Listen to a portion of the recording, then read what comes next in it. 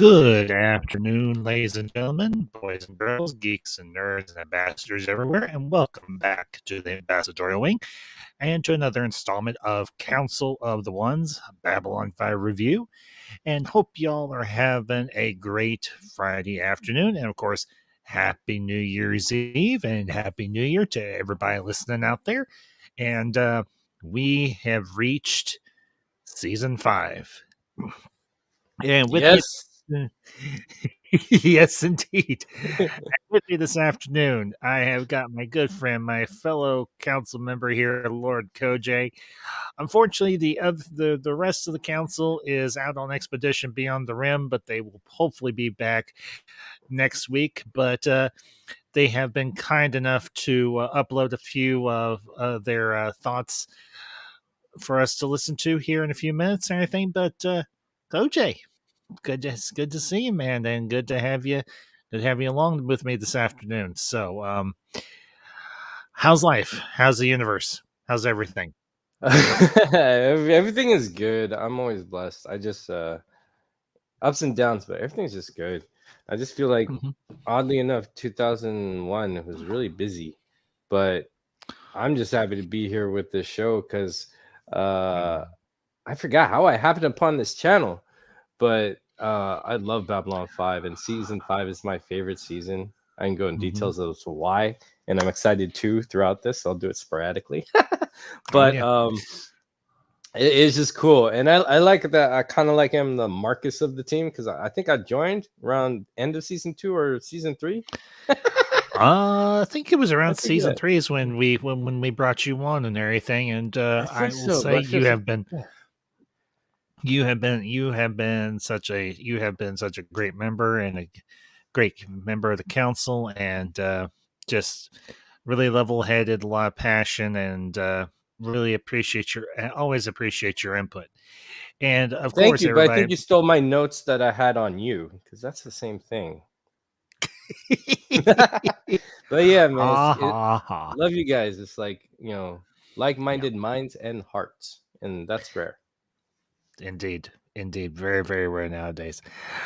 But anyway, folks, we do not stand on a bunch of ceremony here. We're going to jump right into the discussion. And as I said, Council Member Elysium and Fiona Wolf were good enough to send me a couple of communiques from their expedition out on the rim. And I'm going to go ahead and, as always, we will do ladies first. So I'm going to queue up Fiona's video here so we can hear what she has to say about this episode, No Compromises, episode 1 of season 5. So give me just one moment.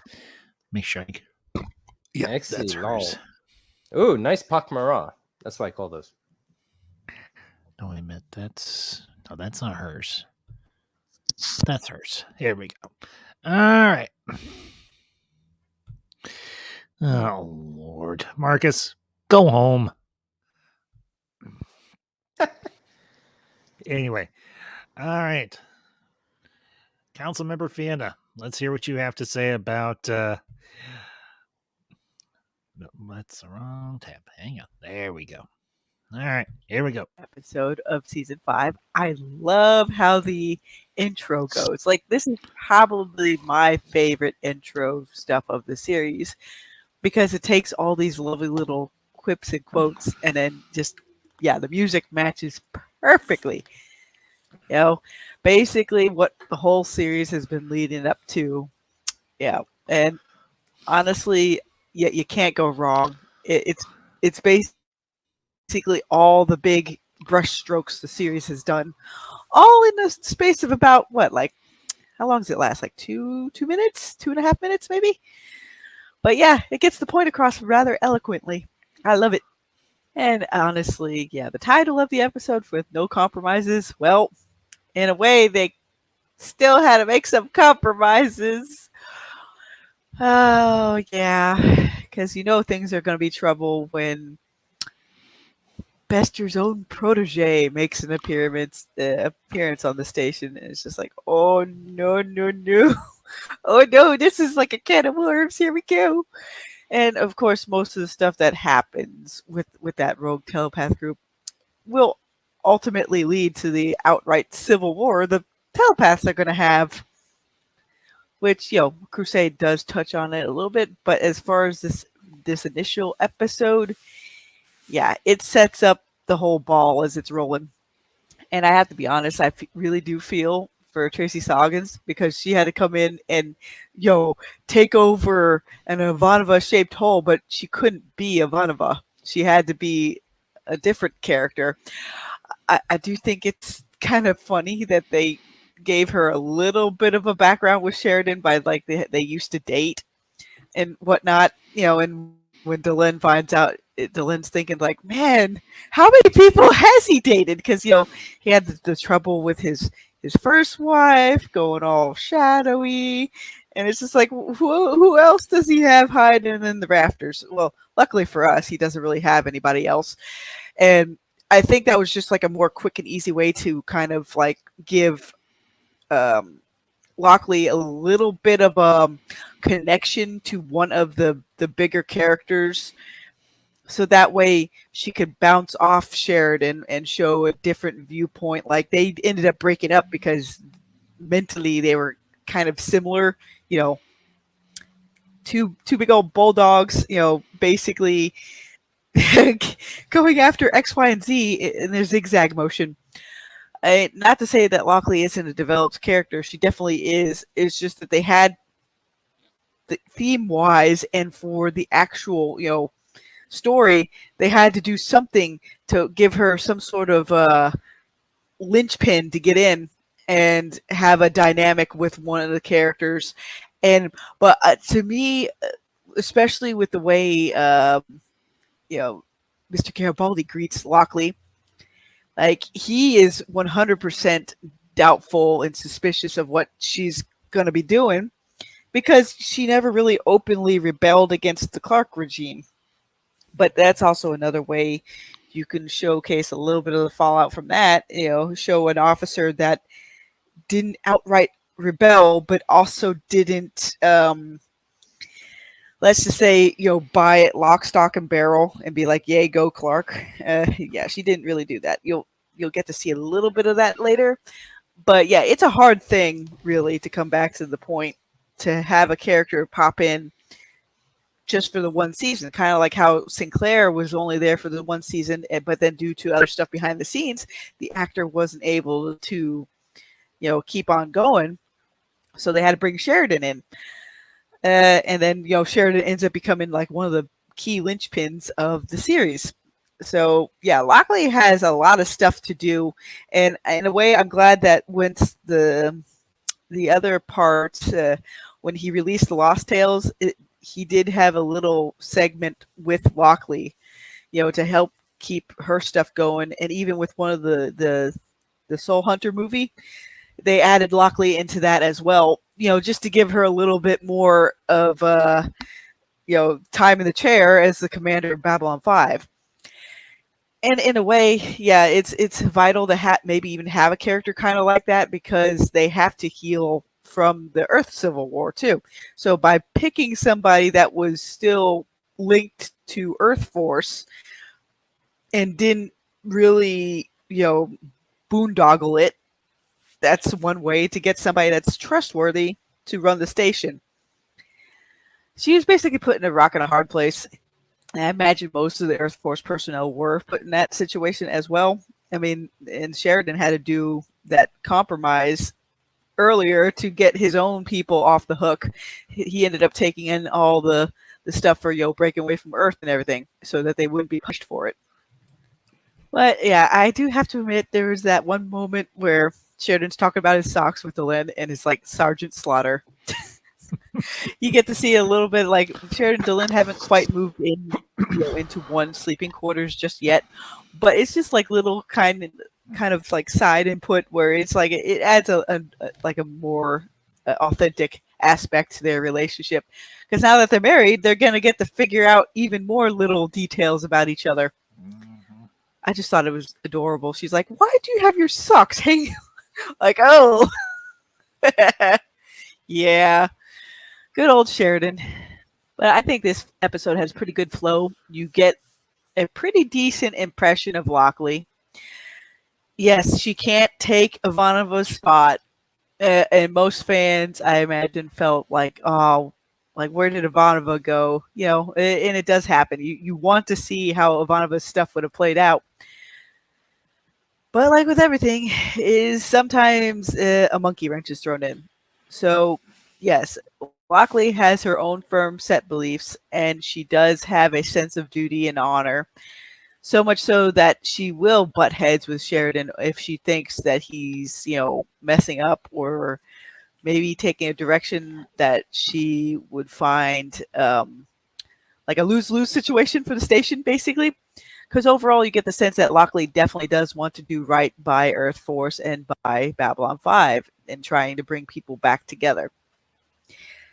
And really, yeah, I have a feeling like half of season 5 really is more along that theme, like just bringing everybody back together, trying to patch things up. But of course, later on, especially with Londo and his arc, it's like, oh, here comes the chickens. They're coming home to roost. And the little subplot about Sheridan's inauguration and everything. It does highlight the fact that, yes, there are some contingents within Earth that are like, no, we don't want him to do this. We don't want him to bring more people together. So, of course, they're going to try to assassinate him. Yep. And Londo's one quote, on my world, we have learned that an inauguration is simply a signal to assassins that a new target has been set up on the firing range. Yeah, but how it plays out in the end, though, I like how quippy Jakar is with like his whole speech. Because initially, Jakar wrote like this pretty elaborate speech to kind of like cement what the Interstellar Alliance is all about. But at the very end, he's like, "Okay, here, do you want to be president? Yes. Put your hand on the book and say, I do. I do. Fine. Done. Let's eat." Because they tried to do it officially the first time around. And well, with the assassin being like, I'm going to interrupt you with a Star Fury. Yeah. Things don't quite go down the way they think. But it's just all these little things are just adding up to where you'll see where the rest of this season goes. And quite honestly, yeah, it is a lot about new beginnings, but then, old grievances will pop up, especially with the Drock angle. So how are you guys doing? Have a good day. Oh, and P.S. I thought it really interesting that they had Lockley agree with Sheridan, like, to go forward with the inauguration, because for him, it's a more of a political statement and a needed one, but everybody else wanted to postpone it or cancel it because they cared more about him as a friend rather than, hey, it's Sheridan as a political figure. So in turn, you can kind of understand both sides of it. And this is a way to kind of ingratiate Lockley into like she will make decisions or help make decisions that will be beneficial not only for the station but for the main cast. So good on them for making her a vital character even in the first episode, which it was needed. But the less said about Byron for right now, the better. I know the actor is a nice guy, but part of me's just like his developing romance with Lita later. I'm like, oh man, if Ivanova had still been there, she would have been the target of that romance, and it would have failed yet again for everyone's favorite Russian. Dang, I never realized Oh, that. That's a Lordy. good point. I wouldn't want Ivanova to get heartbroken again. Oh my gosh. I never thought about that. Who would? Dang it, That Tiana, would again. that would stink. I mean, yeah, Ivanova's had Oh, enough grief as it is. And we will get to Elysium's video here in just a few minutes. But as always, Finn, you do such great breakdowns in these videos and everything when you're not able to be here with us live. Koj, your thoughts? I don't know where to begin, but I guess I'll go backwards because what she was talking about with Lockley, um, Mm-hmm.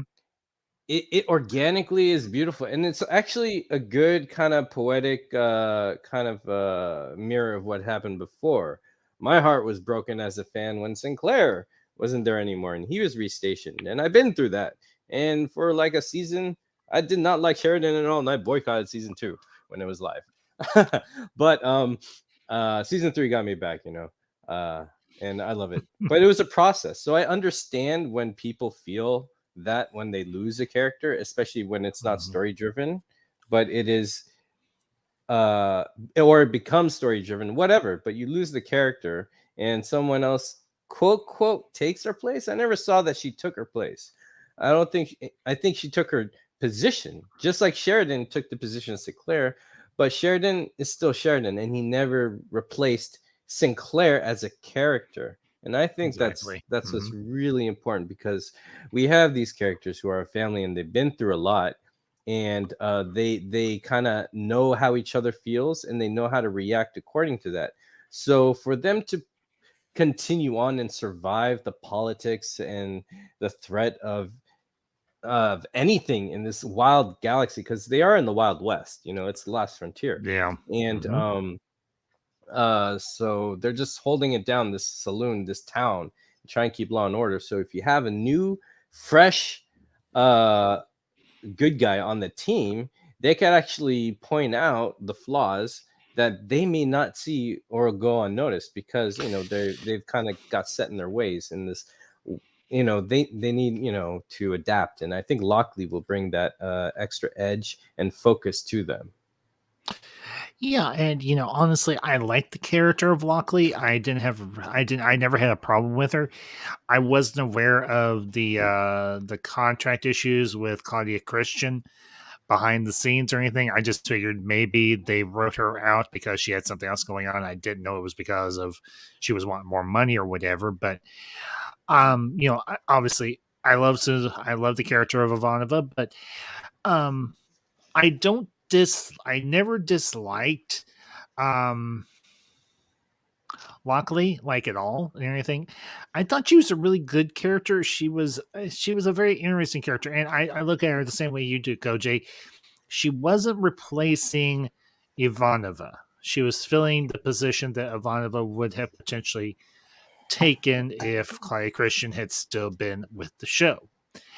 And honestly, for me, seeing this new dynamic with this new character whose origins are a bit murky.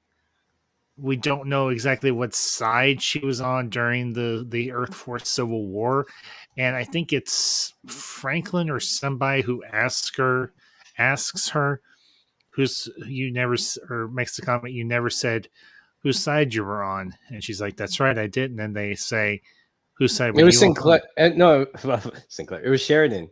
Was it Sheridan? Yeah, because he was talking. It was when she went into his office and they're talking about the job, and he's about to leave. Yeah, and she said, right. "By the way," he's like, "Yeah, it didn't. Doesn't matter. You're here now." She's like, I was on the side of Earth.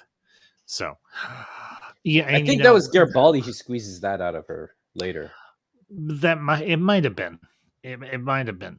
But we'll get there. Sorry. So excited. So, and hey, our Colin, it's good to see you, bud, and Happy New Year. And hey, it's okay. We all have those days, believe me. I know. So that's the story of my 2021. Yeah, exactly. So, I'm going to go ahead and bring up Elysium's video here so we can listen to what he has real to quick, say. I want to add in a fun bonus note. Another reason I was easier to fall in love with Lockley first is I was already in love with the actress. She was that sexy character on Lois and Clark for the longest time, the Adventures of Superman. And she was the one in the office dressing all sexy and flirty, and she was that girl. So it's funny because I was a lot. I was like, what, when Lois and Clark came out? I was like 12. I forgot. I was around that time after Superman died, right? Lord, I keep forgetting I'm older than you, Koj. It's been so many decades. You're older than me? I thought I'm 43. Oh yeah. By 2 years. Okay. So yeah, okay, that was more than that, maybe. Yeah, no, it's okay. But yeah, I was used to seeing her as that, and as a kid, you're young, you're listening, like, dang, she's gorgeous. Oh. But then that's how the character was portrayed for the actress. Then I see the actress again in a mature role, and I saw how she carried herself so differently, and I fell in love with it. What I'm saying is, as a fan, it helped me mature as my appreciation with like women, because it's not like one was all visual and then this one was actually more deeper. Mental, It's about the person, and emotional. she's Yeah. gorgeous too.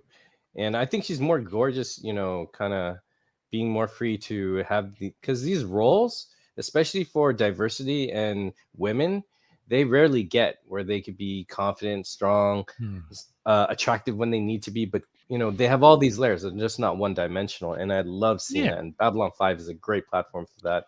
And it was wonderful yeah. to see these characters who not seen that, show that.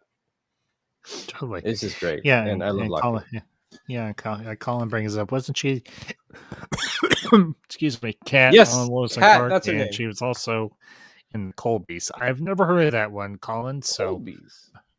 I've Check that never out. I heard of haven't that heard one. that either. So, anyway, all right. Well, let's bring up Elysium's video here and see what he has to say, and then we'll jump in and give our thoughts on the episode ourselves. So, well, more so than what we've already done. So, obviously, okay.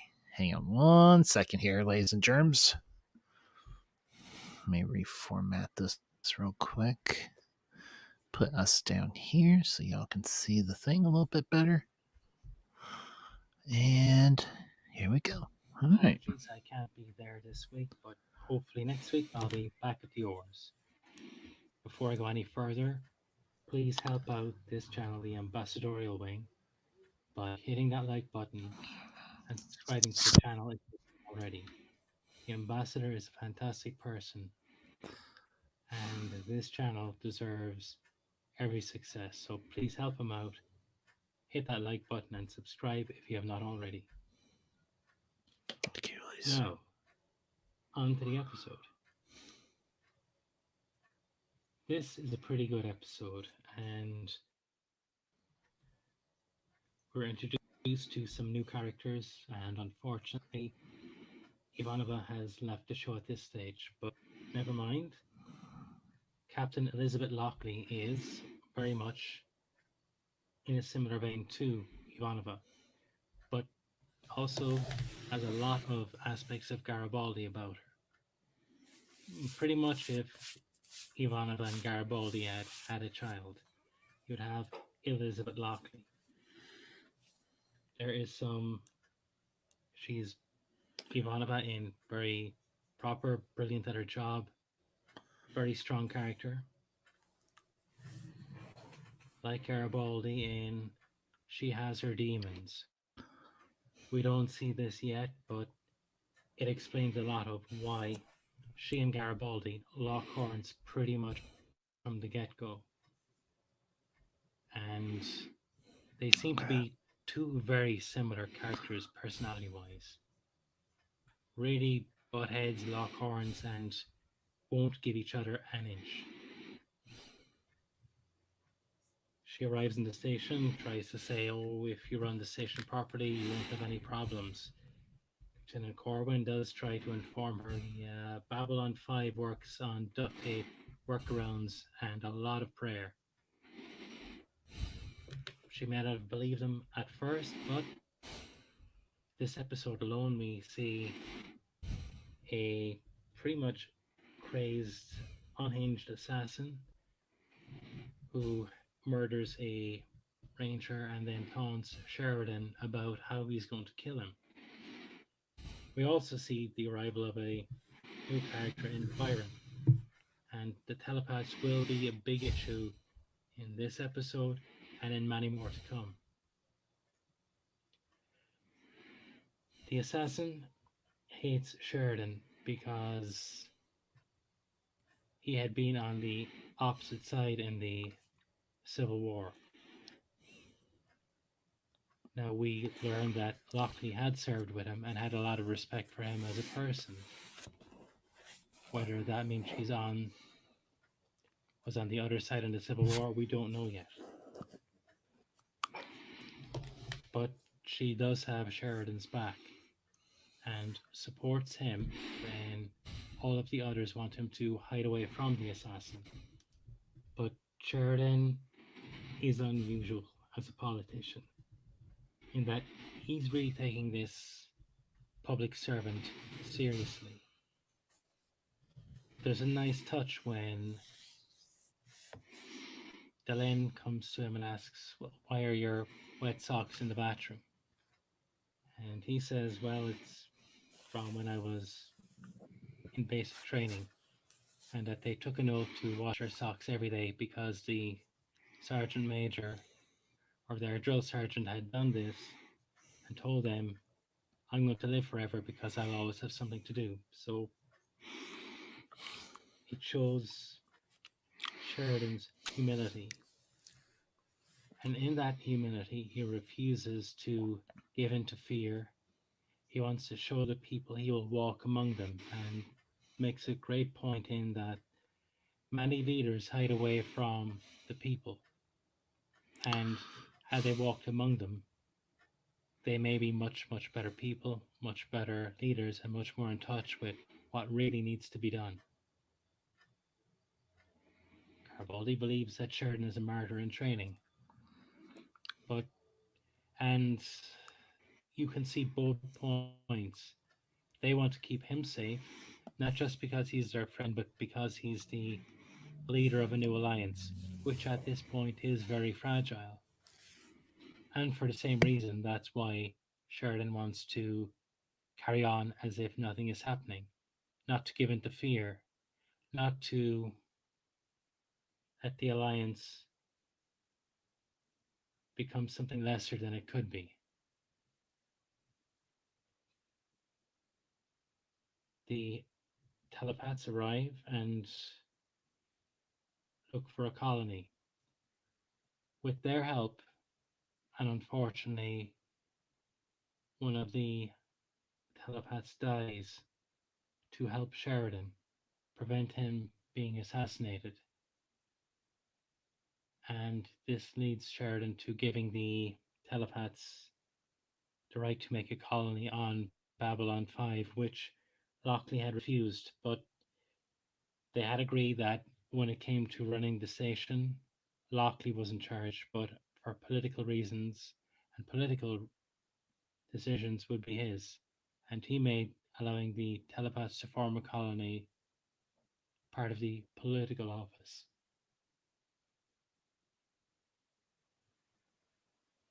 The well, I don't want to keep going on too long, but another nice touch was Sheridan asks Jakar, who is a brilliant orator, brilliant author, to write the Declaration of Principles that the Alliance will operate by, and also to write the Oath of Office. Now, maybe for the Oath of Office, Jakar's muse was missing because the oath he came up with was, do you want to be president? Put your hand in the book and say, I do. Short, to the point, and you know what? It gets the job done. Now, I know the rest of the panel will be covering a lot more in this episode, and there is a lot to cover. But one more thing before I go, it was a nice touch that when Sheridan approached Jakar first, he got quite upset with the fear that he might have to hand over the book of Jakar so that Sheridan could read. He said, no, no, no, the last time I let Mr. Garibaldi read it, it came back with coffee stains. And we'll learn later in the season that the non religious books, those written by their great spiritual leaders, are copied. Every tear, every line, every ink blot, and every coffee stain is meticulously reproduced. So all the books of Jakar going forward will have those coffee rings on the relevant pages. Just a nice little touch, but we'll find that out much later in the season. So for now, I want to thank you for listening, and as it's New Year's Eve, I hope you'll have a very happy New Year, and I'll see you all next week. God bless.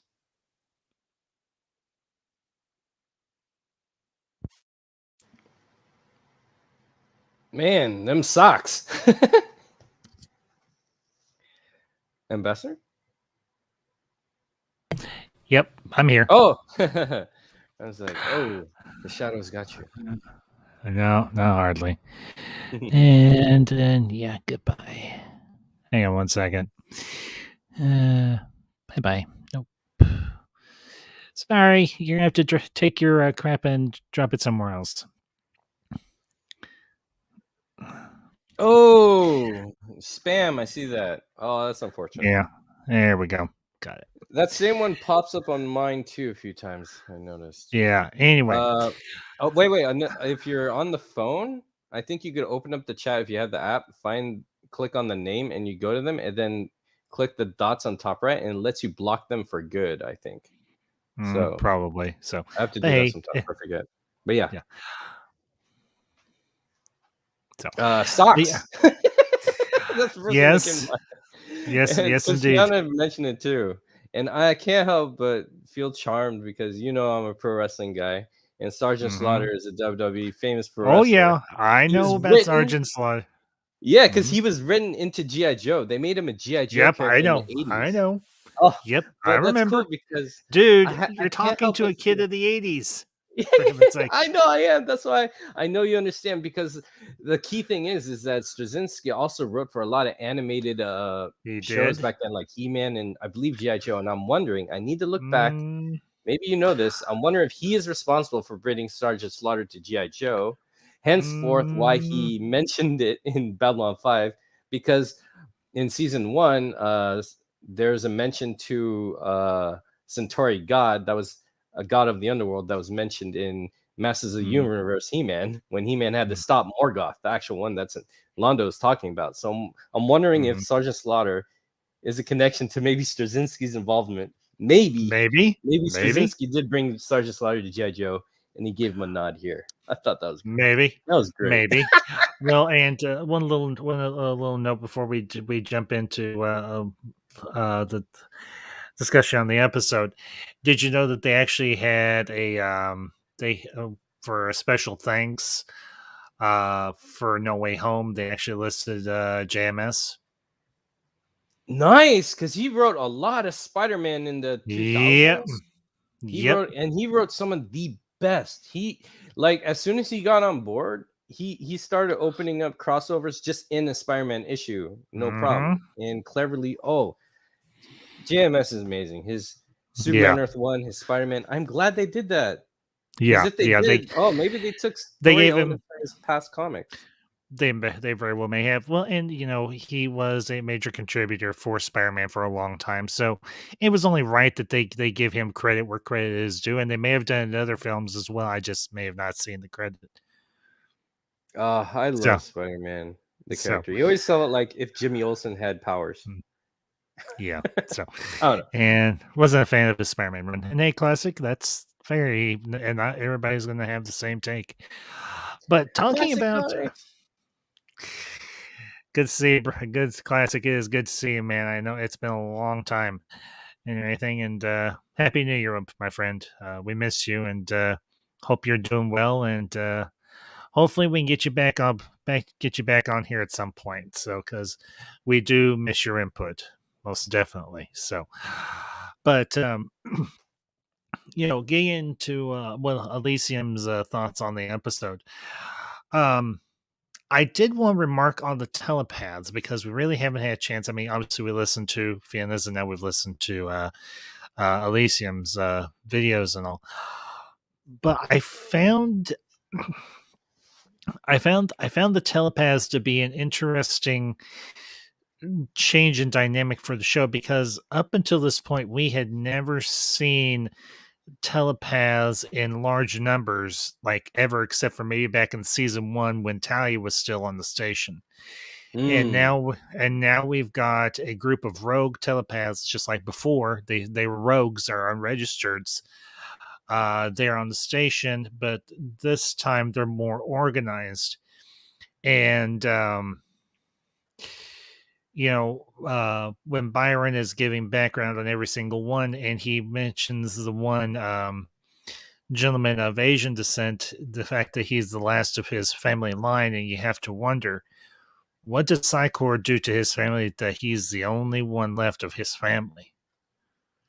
and it really deepens just the tyrannical nature of the Psychor. Yeah, It for all really we does. know, they had to take the what Ivanova's mother had to do or something. Who knows? It's possible. And Anyway, hey, yeah. classic. I do understand that. So, um, no hard feelings and no offense taken. So, we're just glad to have you here, have you in the Yeah, happy to chat. see you, man. So, but honestly,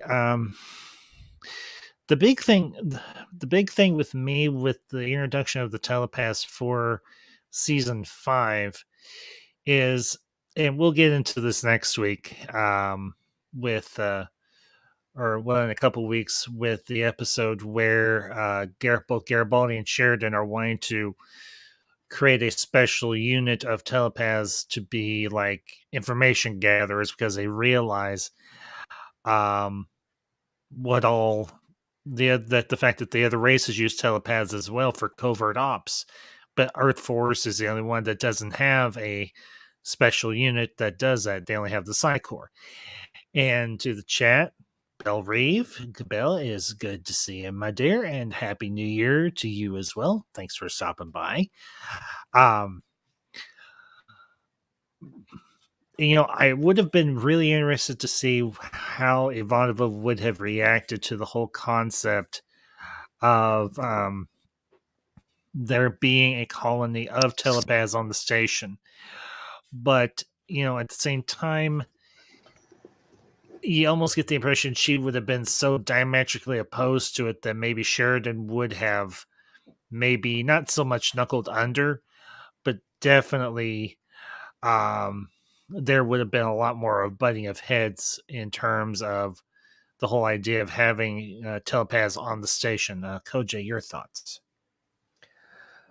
I'm glad they tackled this topic because I think they had to. It's because I think it's one of those very important story elements that with the great arc of season 4 they had no time to explore, and of course we know that uh season 4 they were telling the story like that was it, like it was going to end at the end as season 4, and then this Mm-hmm. new year is like a bonus. So it's kind of like, oh wow, we could have fleshed out that, but now we get to kind of do what we didn't get to do without rebooting it. It's like they get to expand, and they get to tell what they didn't get to tell before, kind of like how season 1 had a big arc story and then a big arc story, a standalone. And I feel like all season 4 was big arc story and like 2 standalones. And I feel like there's a Mm-hmm. lot of standalone like short film pieces in season 5 that Oh tackle yeah. more of the world, or more of the universe situations going on, like the telepaths, because that's huge, because that builds up to the telepath war and all that stuff in the books. But it's just more breathing room, and the telepaths are so important because after we learn so much of why they were here with the Vorlons in the shadows and how Earth is, or Psychor is running, it's like these are problems that can't be avoided, and if avoided they get worse, and I'm glad that they're tackling them in from the get-go. I think it's fantastic. Yeah, and you have to wonder with Sheridan. I mean, Sheridan and Lockley, they have that discussion about, well, how are we going to divide up running the station and how are things going to operate? Because she's like, I refuse to be your mouthpiece, and he's like, I wouldn't want you to be. He's like, I wouldn't Mm. want you to. He's like, I would not want you to be that. He's like, I want you to have your own autonomy. I want you to have your own say. You run the station as you see fit, and anything political, I'll handle it from that end, which was very amiable. You don't you Mhm. don't often you don't often see two people who are in very stark or very pronounced positions of authority being able to find a way to coexist in the way that Sheridan and Lockley do in season 5. Now, obviously, there are a few occasions from what I recall where they do butt heads. It's been a long time since I've watched season 5, so I'm kind of going into this a little bit cold and everything. But from what I recall, they, for the most part, they were able to coexist at least for a time, and then there might have been a few instances where they do have there are issues that do arise, but at least at the outset, the fact that you've got the president of the Interstellar Alliance and you've got the commander of Earth's biggest and most powerful outpost, Babylon 5, coexisting and running things and not stepping on each other's toes every 5 seconds and getting to a constant kerfuffle over it. And it kind of goes into, to kind of dig into the whole assassination plot. We knew that there was going to be fallout and blowback from the Earth Civil War, the Earth Force Civil War, and they don't hem haw around it. They start right off with an episode that focuses precisely on that. And as always, Straczynski very tellingly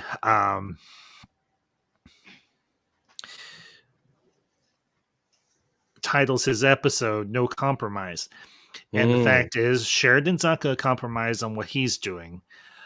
Lockley is certainly not going to compromise, and the assassin, I can't remember the name of the character specifically, but we'll just refer to him as the assassin. Mm-hmm. He's not going to compromise on what he believes because he believes that what he's doing is right. Because he, as you said, he hates Sheridan. He hates what Sheridan represents. Mm-hmm. And, I do like the fact that the assassin does list off all these both real and fictitious political leaders that were killed or died in office. And, it really gives a sense of reality and a sense of connectivity to real world history for B5 in that. And that's one thing that I always appreciate about Straczynski's writing and his storytelling is we know that this is a fantastical world that we are in, but it is still rooted in some sort of real, actual fact. I think that's the goal. It has to be. Because that's how we could tell these stories of importance. That's how we could look at them without... Because the thing is, when you tell a lot of stuff that do deal with real-world politics and sociological issues, not to mention a lot of psychological issues as well, it's just that if you... A lot of times some stories in the real world, let's say one character's this political party or that political party, sometimes, a lot of times the message is lost because the viewer or reader already has some experience or preconceived decisions or notions about such and such political parties. So they kind of will already have a narrative going on. Now, when you have a fantastical element, you get the opportunity to, because, none of us are Nard. None of us are Centauri. If anything, we're all human, but still this so far in the future that even then there's a disconnect because, we're prehistoric to them and all that. So we can see these themes. And once we see these themes that happen fictitiously, but also reflect what happens realistically, we can kind of look back and take away from the fiction example and re-look with new perspective of the things we're dealing with in our actual life and maybe find more solutions instead of hanging on to more differences and problems. And I think it's very important, and I believe Straczynski knows that, and he tackles that very well because he always says one of the best sources of literature is the Bible. And that's a good example of that. That's a whole, that's another discussion, but I like that he brings that to the forefront. And we're seeing this in this episode with no compromise. Also, Sheridan's taking an oath. To take an oath, that's like a no compromise kind of deal because you're saying I'm going to uphold these values. And it's just so rich and layered. And I kind of watch shows and movies like pro wrestling, and in a pro wrestling show, there's a lot of matches and whatever, but it's almost like film. So I think TV works a lot like pro wrestling, where the first match in the pro wrestling show is supposed to represent the theme of the whole show and where we'll end up later or see later or continue later somewhere thematically. So I believe this first episode of every episode of Babylon 5 follows that nature of that 5-part story arc. And this first episode is key to where things are going to end up in the last episode of season 5, because there's an oath here, and then there's an oath at the end there, and a passing of the torch. and Right. it's just a beautiful circle within season. It's like season 5 has its own tiny arc as well, and it's beginning here Yes. perfectly with no compromise because they're starting the Interstellar Alliance. That's a huge responsibility. And Yep. it's groundbreaking. No one in the galaxy at this point in history has done that before. Exactly. Yeah, I mean, this is a monumental They topped the undertaking. Shadows and the Vorlons. Mm-hmm. Yeah. And I do want to address Colin's question here. Just a thought. Just a sudden thought. You guys outside of the pond see any parallels with John Wilkes Booth? Colin, yeah, to a degree I would, because Wilkes saw Lincoln as a tyrant. And a lot of people, I mean, especially on the Confederate side during the American Civil War, saw Lincoln as a tyrant because of some of the things that he did. And yes, several of them weren't necessarily legal, but at the same time, it was wartime, and Lincoln did, to varying degrees, have that sort of authority, although he may have abused it. But we look back on Lincoln not so much for the I don't want to say minor wrongs, but for the wrongs that he did. We look at the greater good of what he did in his lifetime. And you know, looking at Sheridan's tenure as president of the Interstellar Alliance, he did some good things. We are aware of this. He obviously he made some poor decisions. Any president does. I know this is not beginning political. I'm speaking on this from more of a No, this is just history. I totally got it. of a historical standpoint, not so much a current events standpoint. We often, and especially presidents that were assassinated. I mean, if you look at, for instance, JFK, he is often looked at very magnanimously. He's looked at very fondly as one of the U.S. presidents whose life was taken. And if he had made it through his first term, he may not have been seen as favorably as we do so now. But at the same time, Kennedy did do a lot of good. He did make some mistakes. Any president is going to make mistakes. Sheridan obviously will during his tenure as president of the Interstellar Alliance. That is just a given. I mean, if we look back a little bit to last week's stream, we look at that episode, Deconstruction of Falling Stars. A lot of people have varying opinions on Sheridan's role as well as DeLynne's role in their leadership of the ISA. Some people say he did a good job. Other people say he did little or next to nothing, and other people say he did an absolutely horrendous job. So it's like, definitely, I'm just thinking that in both cases, the assassin blamed the target for the war. Well, here's the thing, Colin, and yeah, the assassin does in this episode does blame Sheridan for the war, but here's the real question: who's the party that's truly to blame for the Earth Force Civil War? Was it Sheridan who acted, or was it Clark who became a tyrant? But also, these people, do they know the full story? And that's a very good question That's as well, also because if one person just sees Clark's perspective the whole time, all he sees is probably Sheridan trying to be a tyrant and take over. Yeah. So But there's other factors too. It's crazy. Well, and you know, we often, I don't say we necessarily give a pass, but people who serve in war, and particularly during a civil war, and thankfully we've only had to go through one in our nation's history. I pray we never have to go through another, because I pray as well. If it does ever happen, it'll be 10 times worse than what the last one was. That much is certain. But looking at the facts of the Earth Force Civil War, Sheridan did, and the rest of the command staff did, what they believed was right and fair and just. what Clark was doing was tyrannical, it was despotic, and it was unethical to the nth degree. William Morgan Clark was not a good man. At least once he got into a position of political power. We don't know anything about his early life. At least to the best of my knowledge, we know nothing unless there's something on the B5 wiki or in the Lurker's Guide. There very well may be. But the thing with Clark is, and this is something that we kind of skirt around because we don't like to bring this up, but Clark is very much a metaphor or a parallel for Hitler. And that was deliberately done by Straczynski. No, I think we should bring that up. That's true. So- I don't think we should shy away from history. I know.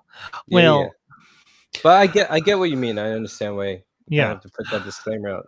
Because go on. I could add later. Well, the only other remark I was going to make is,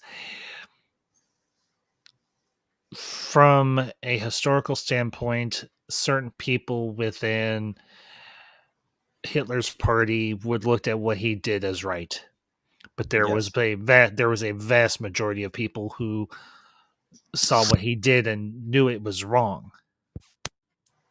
Mm-hmm. But unfortunately, they were too afraid to speak up or act in any fashion.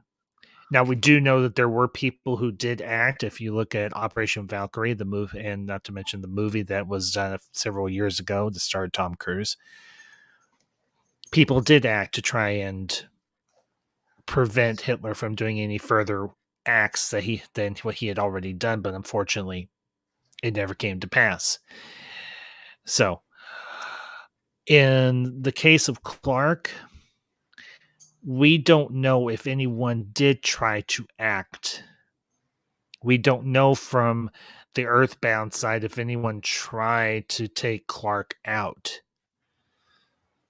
And we don't know how many people truly were in lockstep with what Clark was doing, and others were just too frightened, or they had too much to lose in terms of perhaps they had family, or they had loved ones that could potentially have been harmed if they tried something and failed.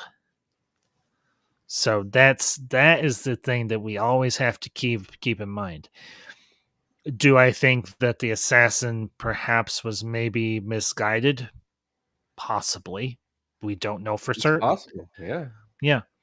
We just see the end result with him, so we can only wonder. Yeah, exactly. So, I do want to bring up Colin's comment here real quick. Without intending offense, I would say you have Civil Wars in one the Leavers won, and the other they lost. Different perspectives, perhaps, and a simplified view as well, I must admit. Yeah. I agree with that. Colin, I think you nailed it on the nose. I think Colin might be right, because I know in India there's been several uprisings for independence back before 1942 when they got it, and but in like European history, it's like been written out or written as scuffle or some other thing. Like, it's just like so yeah, perspectives. I totally agree with like Colin's statement there. That's very fair. That's very true. That's very honest. Yeah. Well, and we should know these so we can be better. That's why. Yes. Yeah, I think agree. It's good. These are important. And I miss these themes because we don't see these much in around as much. That's true. We don't. The big thing with this episode is Sheridan and to a lesser extent Delenn are hellbound for Leather. He's going to be inaugurated as the president of the ISA. And the crazy thing is, even as sly and as cunning as the assassin is, there's somebody out there that can outthink him. And who is it? None other than Mr. Garibaldi, who's trying to reconcile with Sheridan. Does he Does he still have kind of a harsh view? But yes, he does of Sheridan. But it's also somewhat fair. He's speaking. I think what happened with Garibaldi was obviously most definitely to his detriment, but I think also at the same time, it made him a little bit sharper. It made him a little more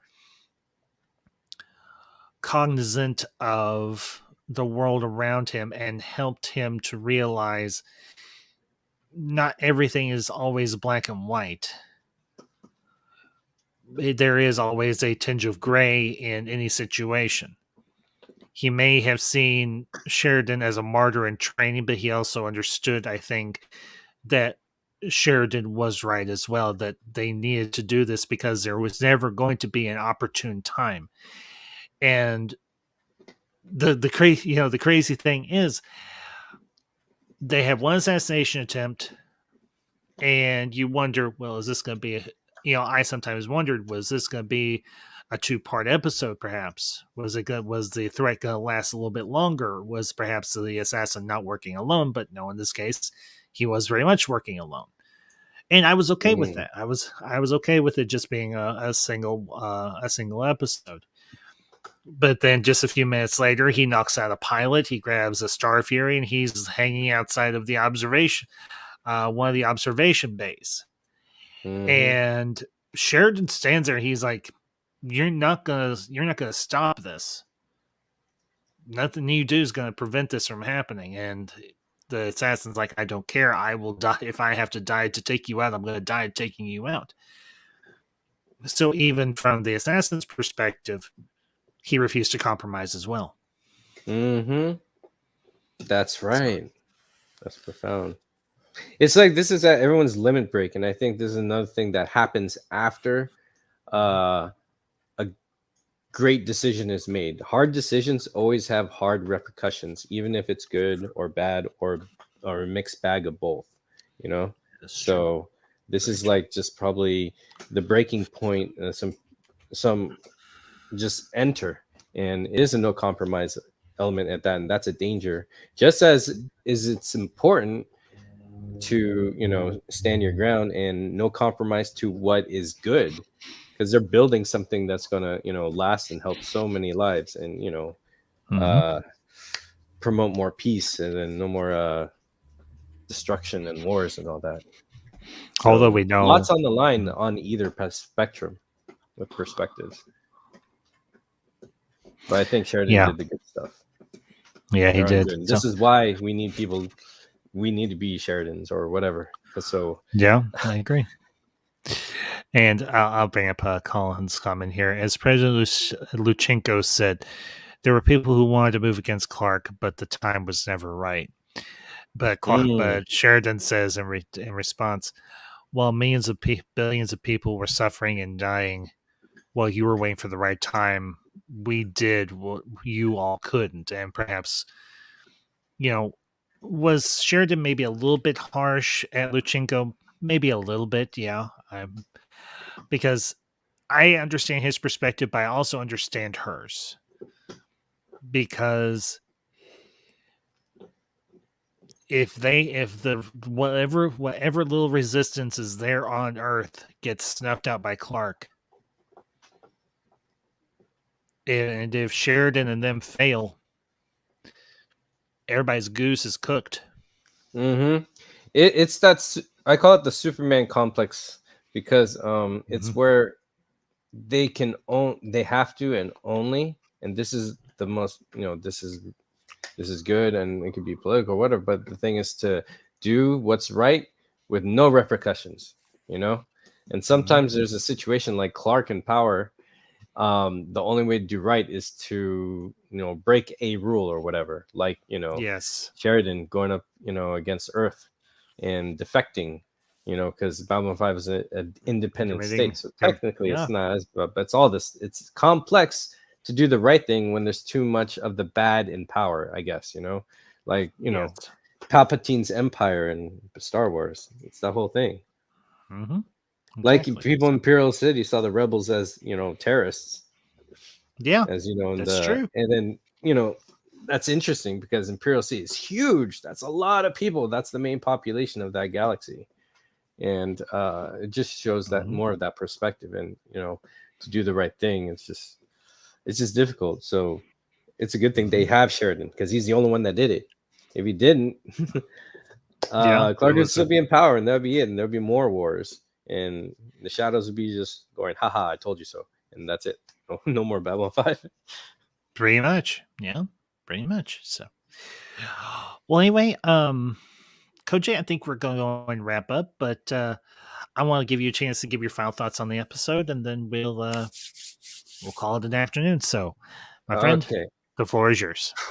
All right. I freaking love this season. I love it so much because I boycotted season 2 because I was so butthurt of Sinclair not being there. But then season 3 got me back in, and I saw reruns season 2 up until season 4 because I think season 4 just wrapped up. I was watching all reruns. So when season 5 debuted, I was there with it. So from beginning to end, just like I was there with it from season 1. So it's kind of season 1 and 5 have this arc of being connected to me that's just really precious to my heart. That's why I love it. And I love how these episodes are directed. It's very clean and beautiful. I think they refined it. And I'll go into detail per episode of that. But the music is so good. This is the best intro. It's so epic, so Star Wars. This is the Babylon 5 theme song to me. This one, well, the first one I'm partial to, but season 4 was pretty epic too.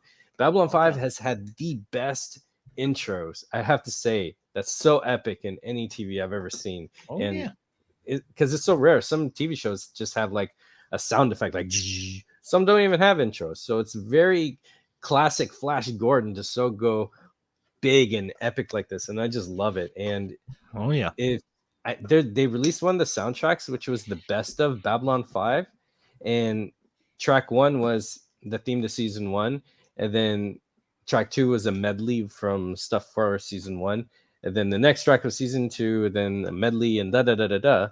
And by the time it got to season 5 and after its medley, they had an extra track, which was Christopher Frank's theme music that he designed to be the theme music for the Babylon 5 video game that never got made, but the music was made. And that track is the last track on that soundtrack. It's so good. I hope it's on iTunes. This music is epic. I didn't even know they were going to do a video game. Damn, that'd been cool. Yeah, I mean, it's one of those things that was lost, a little gem. But I was hoping for the Babylon 5 video game. I think it was going to be like a flight simulator with the Star Fury. But like an X-Wing game or something. I don't know. I hear you. Have to look back. But that last track, that's like, any remnant of that game. But that music is epic. So when season 5 was ended, I showed you my comic book. I started writing a fan fiction of Babylon 5 that takes place after season. Well, it takes place in year 6, I guess. And that last track, I always imagined as my story's theme song. So it's just, I just love it. And the music here is just, man, it hits you in the face. It's so epic and good. That I'm glad that they did, because the last episode of season 4, Sleeping in Light, apparently what they did, they never scored it until season 5. I think that's how it was. I have to look it up in the Lurker's Guide and find out. But I think it's just just comes full circle. The music is so beautiful, and that intro is awesome. I have to say. Oh yeah, I cannot say I disagree. So yeah, this is really cool. Honestly, yeah. Well, anyways, folks, I want to thank you all for tuning in this afternoon, and of course, if you catch us on the replay, leave your comments down below with anything myself or Koj or Fiona or Mountains of Elysium brought up and everything during the stream today. We'll, of course, be back next week and everything with another installment of Council of Ones, and be continuing our review of season 5. I do want to let y'all know I will be going live later this evening. Going to be doing do a little short stream, a end of year retrospective for here on the Ambassador Wing, and just this year in the life of yours truly, the Ambassador. So that will be at 7:30 Central Time. So hope to see you all then. But once again, folks, thank you all for being here today. We appreciate you all very, very much tuning in each and every week for these episodes, for these streams. We love doing it, and we do it for you because here in the ambassadorial wing, we are all ambassadors. And until next time, this is a Council of One saying 3, 2, 1. Zooty, Zooty, zoot, zoot, zoot, zoot, zoot. zoot. I see.